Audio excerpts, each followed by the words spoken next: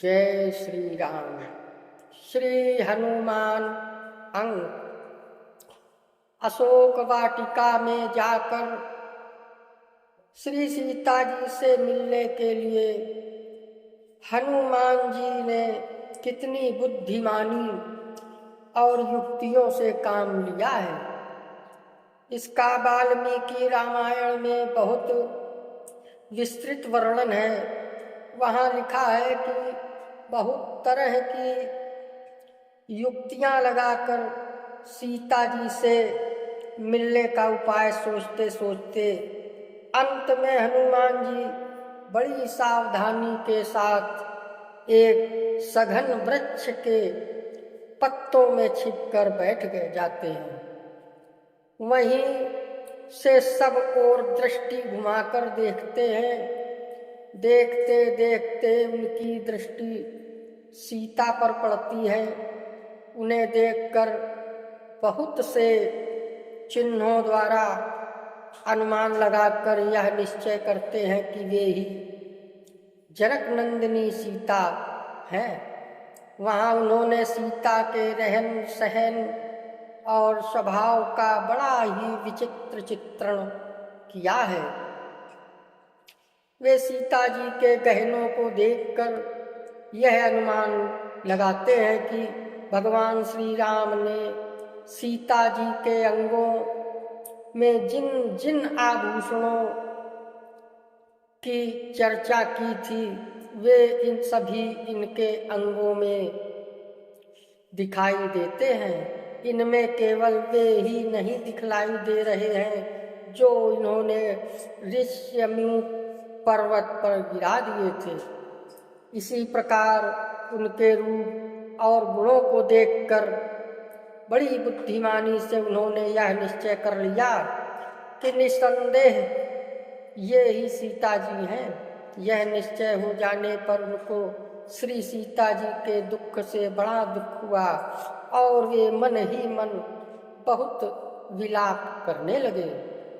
इसके बाद सीता जी से किस प्रकार बातचीत करनी चाहिए, किस समय और कैसे मिलना चाहिए, किस प्रकार उन्हें विश्वास दिलाना चाहिए कि मैं श्री रामचंद्र जी का दास हूँ, इस विषय पर भी आपने बड़ी विचार कुशलता प्रकट की है।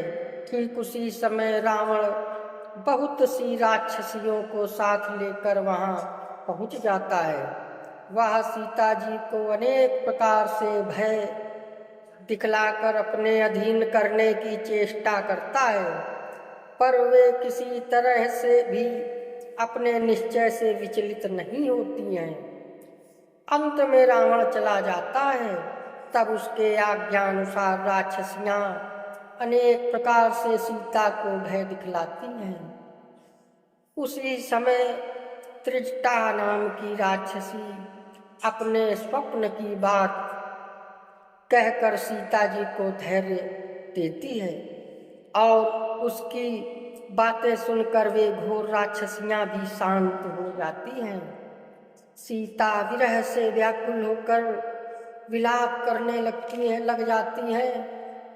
तब हनुमान जी ने सीता से मिलने का उपयुक्त अवसर देखकर अपने पूर्व निश्चित विचार के अनुसार श्री राम के कथा का वर्णन करने लगे। श्री रघुनाथ जी का आद्योपांत समस्त चरित्र सुनकर सीता को बड़ा विस्मय हुआ। अध्यात्म रामायण में लिखा है कि अंत में उन्होंने सोचा कि यह स्वप्न या भ्रम तो नहीं, ऐसा विचार करियो वे कहने लगे। येन मे कर्ण पीयूषम वचनम समुदीरितम